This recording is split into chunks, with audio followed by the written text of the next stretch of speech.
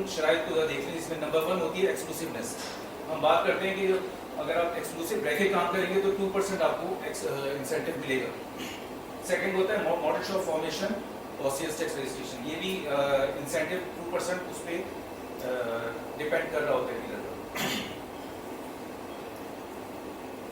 Third point है हमारा credit limit का। क्रेडिट लिमिट एलोकेट होती है after 1 full year of service.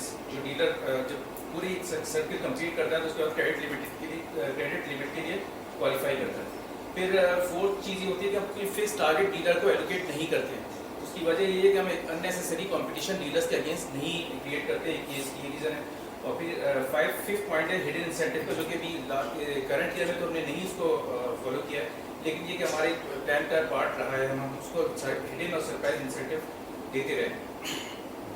तो कंसिडरिंग ऑल दीज टर्म्स, अब जो डिफरेंट सिनेरियोज जो हमने इसमें डिस्कस किए, उसमें केस 1 जो है ये तो जो हमारा एग्जिस्टिंग जो हम जिसको फॉलो कर रहे हैं, जिसमें मल्टी ब्रांड हम अलाउ नहीं करते, एक्सक्लूसिव मॉडल शॉप होना चाहिए, तो उसकी इंटाइटलमेंट फुल 4% की होती है, 13% वो करता है फॉर द मंथ।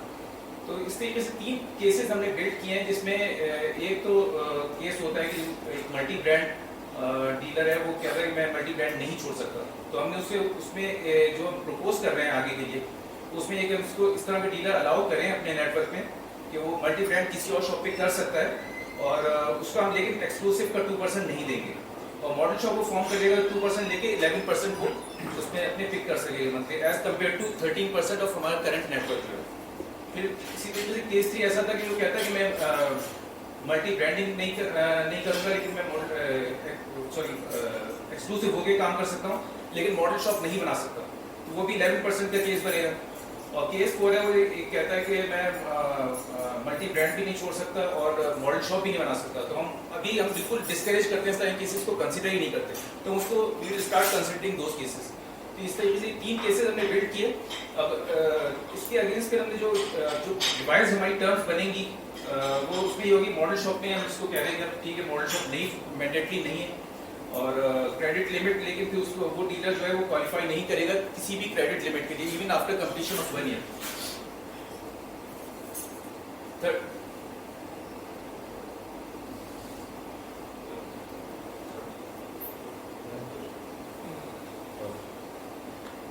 थर्ड है फिक्स मंथली टारगेट। ये इसलिए जरूरी है कि अभी कुछ अगर डीलर्स जो 9% में भी उनको चार्म नजर आएगा इन सीजन, क्योंकि सीजन में उनको काफ़ी लो डिस्काउंट पे बैटरीज मिलती हैं, तो अभी वो हमारे नेट में आ जाए, उसके बाद फिर ऑफ सीजन में बिल्कुल सो जाए, तो उसको अवॉइड करने के लिए हमें उनको फिक्स मंथली टारगेट पे उनको सेट करना पड़ेगा।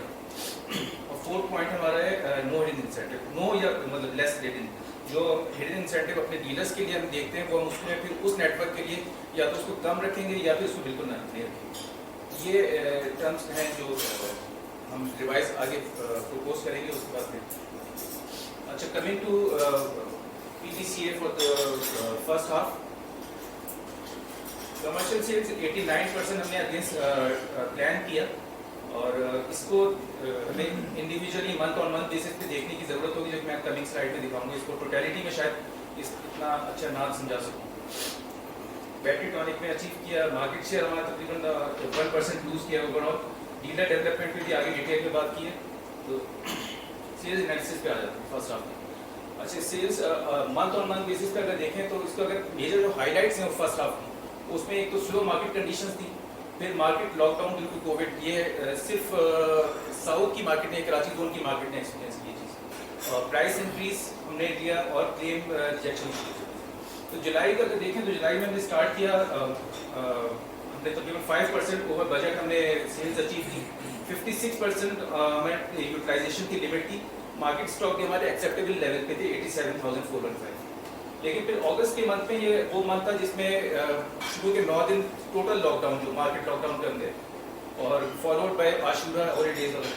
तो डिस्पाइट ऑफ दैट हमने 91% अपनी सेल्स उस मंथ की अचीव की, और डेबिट हमारा डेफिनेटली इंक्रीज हुआ, 59% पे चले गए, और मार्केट स्टॉक भी ग्रेजुअली इंक्रीज हुए। सितंबर का मंथ था जिसमें ये फर्स्ट मंथ था जिसमें क्लेम इशूज जो है वो निकल के आए, जिसमें सक्खर की मार्केट, हैदराबाद की मार्केट में was the worst affected market, और सो मच सो कि हमने इसमें कुछ टाउन्स में हमने अपनी सेल्स लूज़ की, बल्कि हमने डीलर भी एक ऐसा डीलर भी लूज़ किया जो कि 45 ईयर्स की एसोसिएशन थी उसकी, जिसके साथ लड़का सिटी का था जो 10% कॉन्ट्रीब्यूट करता। तो लेकिन हमने इस पर वर्किंग की, GM साहब के कराची में होने का भी फ़ायदा उठाया, हमने इंटेंसिव मार्केट विजिट्स किए, रिटेलर्स से मिले, डीलर्स से मिले, तो उससे हमें कुछ थोड़ा सा बेहतरी आई। और बहरहाल ये कि उस क्योंकि मार्केट कंडीशन भी फिर ऑफ सीजन में हम आ गए थे, तो फिर वो किसी भी मंथ में हम अपने क्योंकि इंक्रीजिंग स्टॉक्स पे हम जा रहे थे, तो 156,000 का हमने मार्केट स्टॉक्स क्लोजिंग के रिपोर्ट की in the month of December. Family wise sales contribution की बात करें तो ZL सब बात हो गई, तो कलेक्टिव ये देखा जाए तो ZL ने N70 ने सबसे ज़्यादा कंट्रीब्यूट किया 33%, followed by ZL। Segment wise में शॉर्टफॉल तकरीबन तमाम में ही रहा है, लेकिन अगर as compare to last year अगर देखें तो ओवरऑल 2% की हमने ग्रोथ कराची जोन में रिकॉर्ड की है, और जिसमें हैवी थोड़ा लोअर साइड पे रही 19% का शॉर्टफॉल।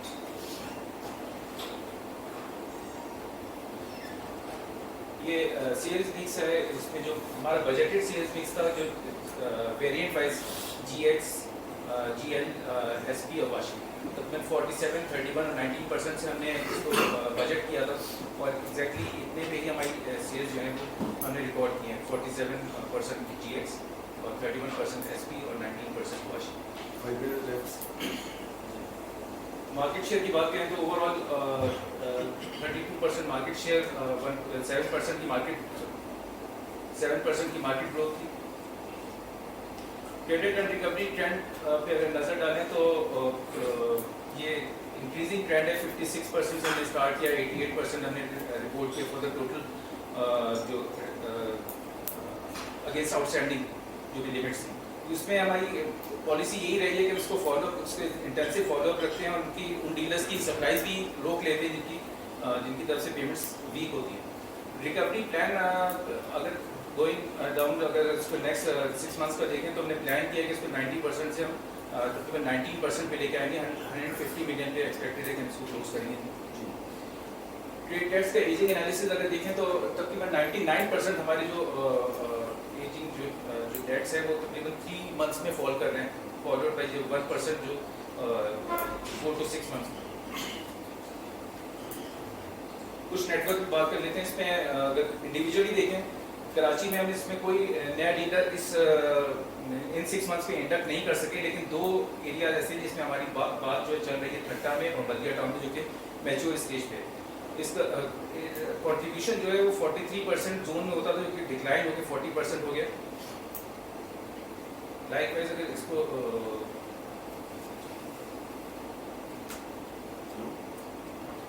ये सक्खर रीजन में 3 डीलर्स हमने इंडक्ट किए हैं, खैरपुर में और लाड़काना में, और हमारा जो नेक्स्ट जो प्लान है उसमें हमने मेहराबपुर और गोटकी में हमारा डीलर इनफेक्टिव हो गया, तो उसको एक वहाँ पे रिप्लेस करना है डीलर। तो ओवरऑल अगर देख रहे हैं तो 20% कंट्रीब्यूट करता है सक्खर इन द जोन, और जो कि डिक्लाइन हुआ प्रीवियस। हैदराबाद की अगर बात करें तो 3 डीलर्स हमने इंडक्ट किए, 2 डीलर्स इनफैक्ट जो है हमारे वो ऑपरेशनल हो गए, जिसमें हैदराबाद सिटी का है और एक सकरंट है।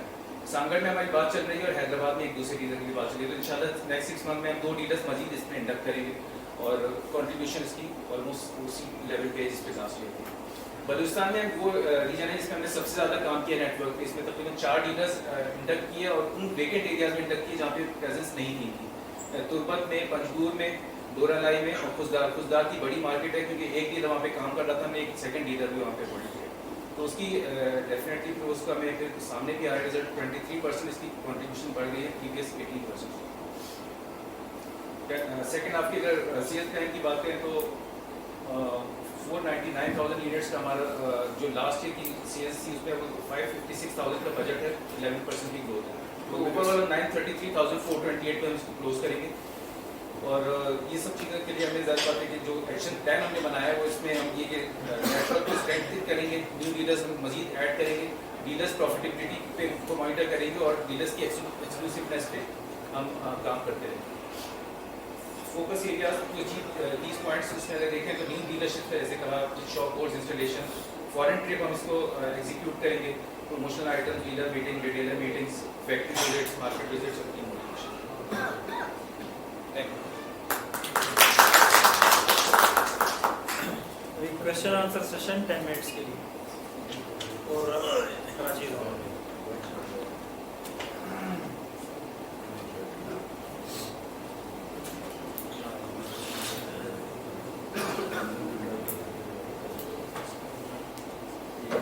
ये क्विटर रीजन की जो स्लाइड दिखाई जो प्रेजेंटेशन की काफी इंटरेस्टिंग सामने आई। एक तो आपने ग्रोथ बताइए कि इसमें 23% से ग्रोथ आई है इस क्विटर सेक्टर में। 3,66,000 फैक्ट्रीज की थी 6 मंथ की लास्ट ईयर, और वो बढ़ के कोई 4,75,000 फैक्ट्री की हो गई। ये उन्होंने दिलानी में जो फिर इसमें हमारा जो जोन का कंट्रीब्यूशन जो ये कर रहे हैं वो भी 23% के करीब है। क्या इसके लिए आपकी कोई स्पेसिफिक कोई फोकस स्ट्रेटजी के साथ जा रहे हैं सेकेंड हाफ में या गोइंग फॉरवर्ड? कि 23% की ग्रोथ किसी भी मार्केट में बहुत बड़ी होती है, तो इसको कैसे रिटर्न करेंगे? क्या स्पेसिफिक स्ट्रेटजी लेके चलेंगे और इसको इस तरह आगे देख रहे हैं कि ये हमारा कोई कंट्रीब्यूशन जिस तरह सरकार एकदम से ऊपर आ रहा है, जो कोयटा भी अब लग रहा है कि ऊपर आ रहा है, सोलर में ज़्यादा इसकी सेगमेंट में आपने दिखाया कि इसको थोड़ा सा एलिब्रेट कर जी, इसमें कोयटा का हमारा ऐसा रीजन है जिसमें अगर इंडिविजुअली तमाम को साइड बाई साइड देखें तो कोयटा के डीलर सबसे हाई पोटेंशियल कैरी करता है। उसकी वजह यही है कि प्रीवियस ईयर्स में उसमें नेटवर्क पे उस हिसाब से काम नहीं हुआ जैसे होना चाहिए था। जिन एरियाज़ की जो वर्जिन एरियाज़ की वर्जिन टेरिटरीज की बात करते हैं हमारी जो मैनेजमेंट करती है, तो वो अब उसको हमने इम्प्लीमेंट करना शुरू किया है। पहले कोयटा से बाहर डीलरशिप का कॉन्सेप्ट नहीं था, तो वो ये प्रीवियस 5 ईयर्स या 8 ईयर्स की बात है जिसमें उसके बाद बाहर निकले। और आज हम 17 डीलर्स की बात करते हैं, 17 डीलरशिप्स, और गोइंग फॉरवर्ड भी हमारा यही प्लान है। तो उसकी रीज़न यही है, पोटेंशियल उसमें यूँ है कि ऑफ ग्रिड एरियाज़ बहुत ज़्यादा हैं कोयटा में, और सोलर का काफ़ी ज़्यादा उसमें काम है, और AGS एज ए ब्रांड बहुत पॉपुलर है वहाँ, तो उसको हम इनकैश कर रहे हैं। क्या यहाँ पे कोई ऑफिस की आगे समझने की ज़रूरत है? रीजनल ऑफिस जो आपका जो इसको अकाउंट फॉर करे, चीज़ों को फोकस में रहे, चीज़ें as long as smooth selling अगर चल रही है तो उसकी ज़रूरत नहीं है। लेकिन ये कि ये एक मैनेजमेंट डिसीजन होगा, अगर कभी समझते हैं कि इससे हमें एक और एनहांसमेंट मिल सकती है, इसलिए हम तो ज़रूर समझें। मैनेजमेंट डिसीजन तो उस वक्त होगा जब नीचे से आप नहीं, हम हमारे लिए तो अभी इस वक्त चीज़ें स्मूथली चल रही हैं as far as Quetta is concern, उसमें रिक्वायरमेंट नहीं है। आप ये ग्रोथ को कैप्चर कर सकते हो? 23% आगे आ रही है इसमें, बिल्कुल करेंगे।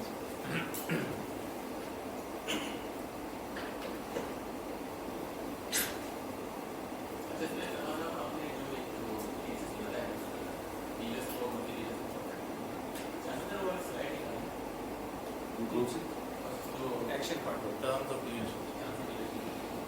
अच्छा, उसमें एक केस जो आप बता रहे थे उसमें आपने कहा था कि जो एक्सक्लूसिवली होगा अगर वो मॉडल शॉप करता है, जी ठीक है, तो उसमें उसे क्या ये याद है कि मॉडल शॉप में वो उस मॉडल शॉप में वो दूसरे ब्रांड रखने का या उसको अलग से शॉप नहीं, वो फिर हम उसको मॉडल शॉप ही कंसिडर नहीं करते, इसमें कोई दूसरा ब्रांड अगर आ जाए। मॉडल शॉप, अगर हम AGS मॉडल शॉप की बात करते हैं तो वो specific exclusive AGS model shop. तो इस पर्टिकुलर केस में जिसकी आप बात कर रहे हैं उसमें वो मॉडल शॉप फॉर्म करेगा, और डिस्पाइट ऑफ दैट कि वो मल्टी ब्रांड है, लेकिन वो किसी और आउटलेट से अगर काम कर रहा है, ठीक है, किसी और आउटलेट पे मल्टी होकर काम कर रहा है, लेकिन इस पर्टिकुलर AGS की जो मॉडल शॉप है उस पर वो एक्सक्लूसिव है। अच्छा, हाँ वो मैं भी यही समझा रहा था। यहाँ तो हमारा इम्पैक्ट पड़ता है हमारे पास यहाँ पे एब्यूज की तरह में। अगेन हम बात करें जो हेडिंग टू तक जा रहे हैं ना, कि जो डीलर उनको मजीद वो एब्यूज दे रहे हैं, यार चलो कम अज कम नेटवर्क में तो ठीक है। तो अगर केस 2 का आप चाहें तो केस 5 भी बन सकता है, इनफैक्ट केस -2 भी बन जाएगा कि एक नाम रखें कि मल्टी ब्रांड है, ठीक है, एक में है कि वो हमारे मॉडल शॉप में दूसरी ब्रांड रख सकता है, एक में वो नहीं रख सकता, ठीक है। और उसके साथ साथ उसका रिस्पॉन्स करता है। फॉर इंस्टेंस अगर आप उसमें 11% दे रहे हैं तो 6% में कर रहे हैं और कहेंगे यार इस पर आएगा। अगेन द पॉइंट इज, ठीक है, जिसमें करना होगा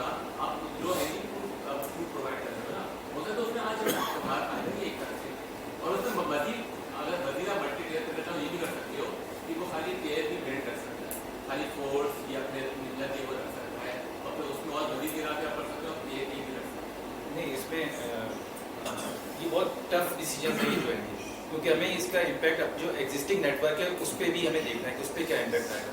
तो जो हमारे डीलर्स ऑलरेडी एक्सक्लूसिव होकर काम कर रहे हैं, अगर कल को मॉडल शॉप इस तरीके के अलाउ कर देंगे वो दूसरे ब्रांड की रखे तो उसका अच्छा इम्पैक्ट नहीं जाएगा। तो ये इस लिहाज से तो हमने डेफिनेटली आई भी होगी थॉट, लेकिन उसको हमने कंसिडर इस वजह से नहीं किया। ज़्यादा पहले वो मुझे बैलेंस करना है कि कहाँ पे हमने ब्रांड इमेज और कहाँ पे हमें सेल्स हमारे यूनिटी हमारी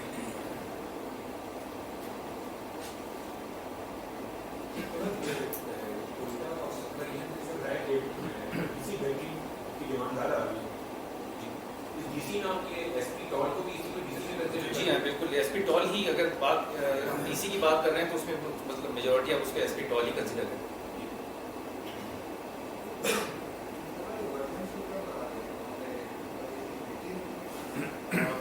उस पर्टिकुलर टेरिटरी में हमारा कोई डीलर नहीं था, वो डीलर्स परचेज करते थे कराची की मार्केट से आके। जैसे तुर्बा की मार्केट की अगर बात करने में वहाँ डीलर नहीं था, या लास्ट हमने पसनी बनाया, गवादर बनाया, तो वहाँ की जितनी बाइंग होती थी वो कराची की मार्केट से होती थी या फिर कोयटा की मार्केट से होती थी। जी जी आसान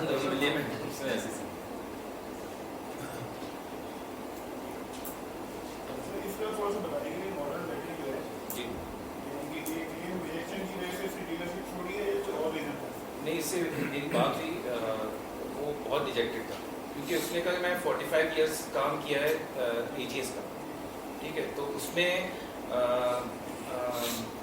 आगे जो उसको जो रिजेक्शंस उसने कहा मेरे मतलब तकरीबन 7 करोड़ रुपया, 7 करोड़ नहीं तकरीबन भी आउटस्टैंडिंग 70 लाख के करीब आउटस्टैंडिंग है मार्केट में। और मुझे अब जो उसके बाद उस वक्त जो एक ड्राइव चली थी ना, जो एक नेगेटिव ड्राइव जो चली थी उसमें Larkana was the first affected. उसमें बैनर्स तक लग गए थे बास शॉप्स पे कि मतलब एजीएस बेचनी ही नहीं है। तो इनफैक्ट वो इतना पैसिमिस्ट हो गया था कि उसने, जब मैंने बताया कि मैंने हमने लाड़काना में एक नया डीलर बना दिया है, आपकी शायद नॉलेज में भी है, तो वो हैरान था कि कैसे आपका डीलर कैसे बना दिया।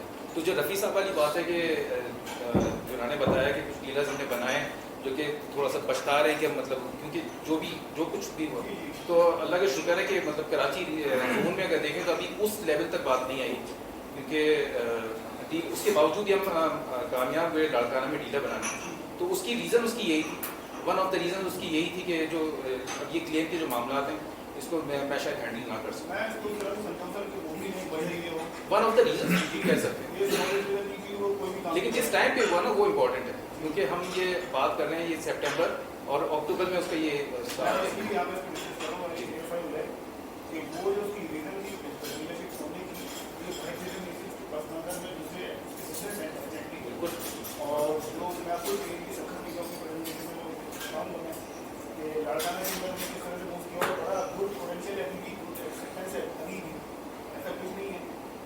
बाकी यही बात मुझे कंफर्म करना था कि रीजन इसकी एक वाइड रीजन ये है कि मुख्तलिफ वजूहात और ये बिजनेस माइनस कर रहा है, लेकिन टाइमिंग इम्पोर्टेंट है। जिस टाइम पे हुई वो अगर उसके और बिजनेसेस तो साथ साइड बाय साइड चल रहे थे पिछले 10-20 साल से 30 साल से, क्योंकि बिजनेस स्विच कर रहा है तो किसी और ब्रांड में अगर काम कर रहा है फॉर एग्जांपल बैटरी पे नहीं उसने पॉइंट तो यही है ना कि एजीएस में काम किया है, करूँगा तो एजीएस में ही करूँगा वरना नहीं करूँगा। ये 2 minutes left. सेल्स बहुत सारे प्लेयर्स पे खड़े हैं जी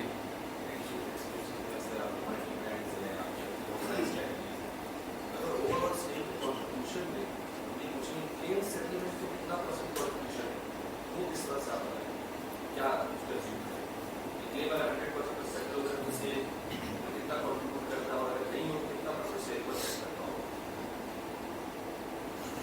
आप ये रिजेक्शंस के हवाले से बात कर रहे हैं, मतलब ये इस प्रोसेस की बात कर रहे हैं।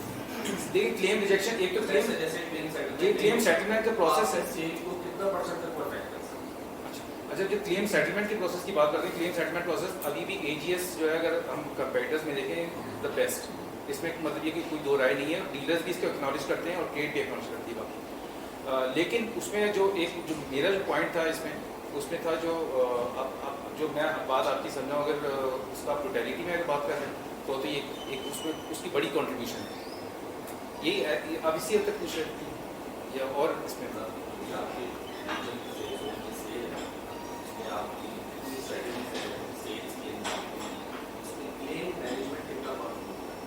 इसमें अब इसको अगर उसकी टॉप 3 में अगर मतलब फॉल करता है, यूँ समझें कि हमारी जो स्ट्रेटजी है कि इसमें क्लेम सेटलमेंट का जो प्रोसेस है, इसको हम एज ए स्ट्रॉन्ग पॉइंट अपने आगे प्रोजेक्ट करते हैं। ये इसका सबसे अच्छा प्रोसेस है हमारा क्लेम सेटलमेंट, उसको यूँ देखें इन टर्म्स ऑफ परसेंटेज को क्वान्टिफाई कर। जी सर।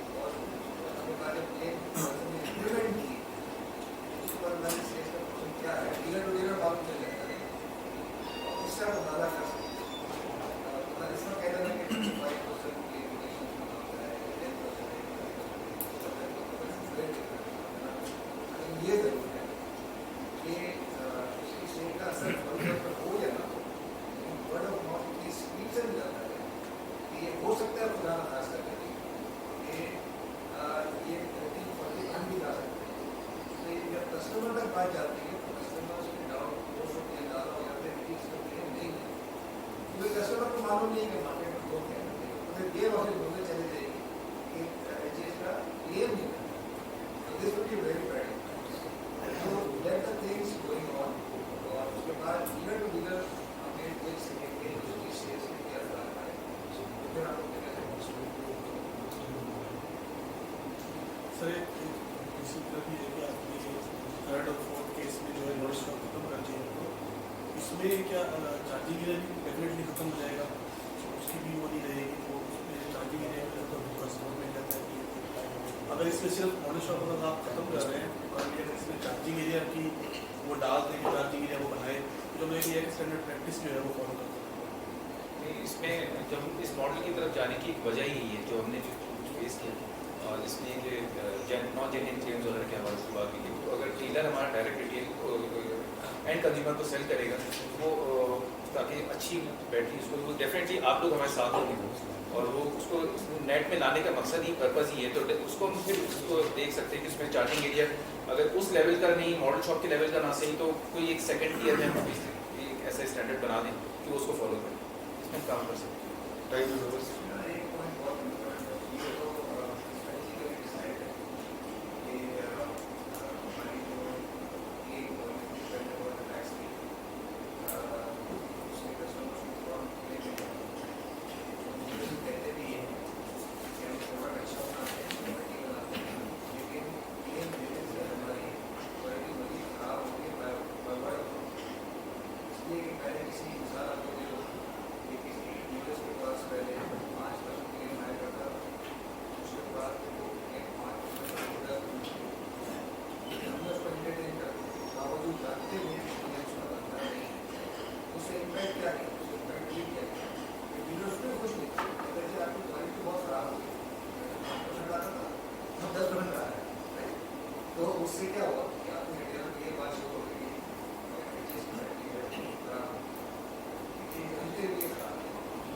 एक पार्ट तो ये था, इस पार्ट को हमें कहीं ना कहीं करना पड़ेगा। तो डीलर्स को हमें बता दिया कि हमने अपनी क्वालिटी मार्केट में बहुत खराब करके ऐसा कर करके बड़ा बड़ा होती है, तो उसको करना ही हमें होगा कि कंपनसेशन की किस तरह की है उस पर हम पहले आप सुनिए रेजोल्यूशन कंपोनेंट तो कर रहे हैं, उसको करना ही होगा कि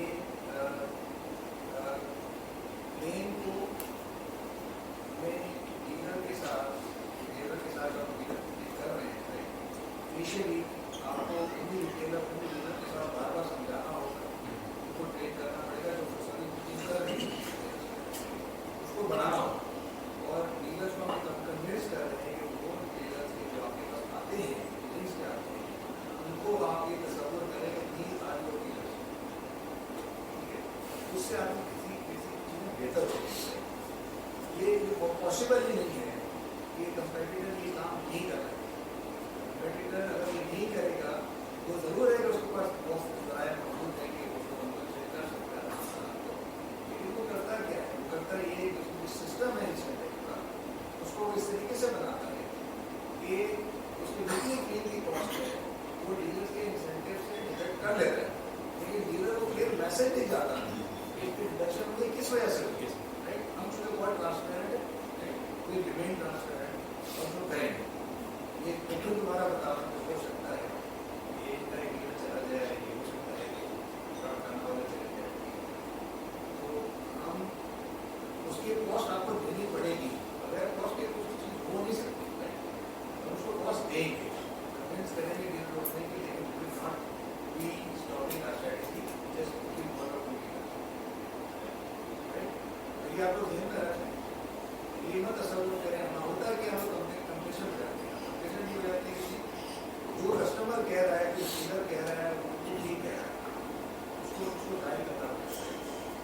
और ये भी हो सकता है मतलब मैं देखता हूँ दर्जनों में ख्याल आते हैं इससे ये भी हो जाता है कि हमारे पास क्लेम है, लेकिन क्लेम है लेकिन हम खुद नहीं, right. This is very wrong attitude, भाई सोचते हैं कोई कहते हैं क्लेम बनता है उसको एक्सेप्ट करना चाहिए, ये दोनों चीज़ें आप लेकर रखेंगे, आप आराम से don't be afraid of getting anything, just keep your efforts continue, keep dealer motivating, keep your retailer motivating, और आपको आस्ते आस्ते खुद कराने पड़ेंगे, घाटा बनेगा आपका रिटेलर का कि जो आपके प्रोडक्ट को उसमें दे सके, इसलिए इस बैच में ना बढ़ेगा हमारे प्रोडक्ट्स में just have to do it with right.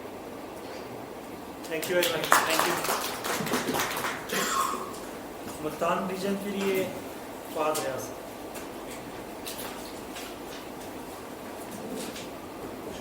Assalamualaikum. My name is Fahad Riaz and I will explain the achievements of Multan region for the first half and the action plan which we are going to pursue for the next half.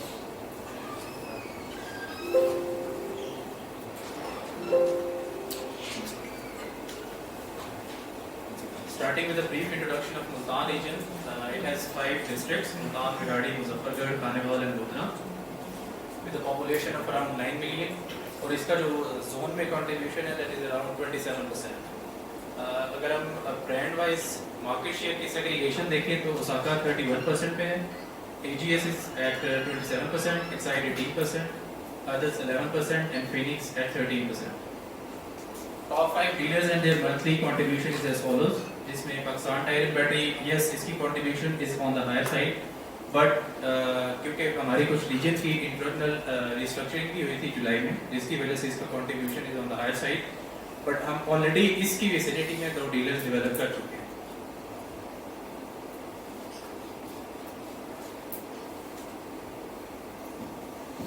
AMB में हमारा जो budget के against achievement रही that was around 105%, और MF में around 90%, battery tonic में क्योंकि stocks काफ़ी ज़्यादा पाइल अप हो चुके हुए हैं तो उसको भी हम नेक्स्ट हाफ में डेफिसिट कवर करेंगे। तो मार्केट शेयर जो है हमारा इस टाइम एट अराउंड 27% है। एक डीलर्स का टारगेट था हमारा, एक ही अचीव किया है, और हमने 2 का ऑलरेडी हमने बात फाइनलाइज कर चुके हुए हैं, तो वो हम इस मंथ से ऑनवर्ड हम उनको भी अपने नेटवर्क में लेंगे। और रिटेलर्स गैदरिंग हमारी इसी मंथ में प्लान है।